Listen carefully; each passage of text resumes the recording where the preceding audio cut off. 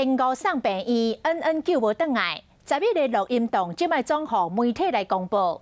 过去总是讲要交予司法来处理的新北市长侯友宜，早起伫个市政会议改变伊过去被动的态度，主动来表示讲，伊嘛捌失去囡仔，所以恩恩爸爸的感受，伊会当了解，嘛完全会当来体会。另外，针对这录音档来献更，造成家属甲基层的困扰甲伤害。侯友宜讲，伊嘛感觉惭愧亏欠，伊讲伊会反省检讨，会负全部的责任。这一次，我也会自我反省、检讨，负起全部的责任，并且再一次的检视全部的过程，并配合司法机关的侦办，没有人例外。两岁囡仔恩恩确诊过身，市长侯友宜今日伫市政会议讲会负全责，还是负倒一种责任？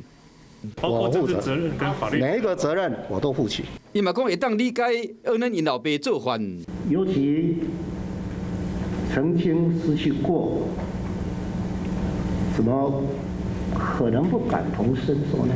恩恩的爸爸想了解事件的过程，想要通话的内容。我完全可以体会，因为我也曾经如此。有11日录音档漏摄出去，侯友宜嘛感觉真自责。我作为新北市的市长，深感愧疚，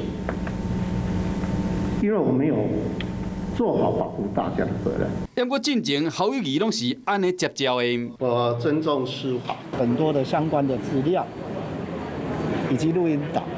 也都交给司法单位。恩恩的事件代志还未煞，有可能会去影响到侯友宜的政治前途。即马态度的改变，恐惊已经过了危机处理的黄金时间啊！我是陈雅玲，想要跟我一起从零掌握天下事吗？赶紧按下华视新闻 YouTube 频道的订阅按钮，开启小铃铛，跟我一起探讨公共议题，给您最专业的华视新闻。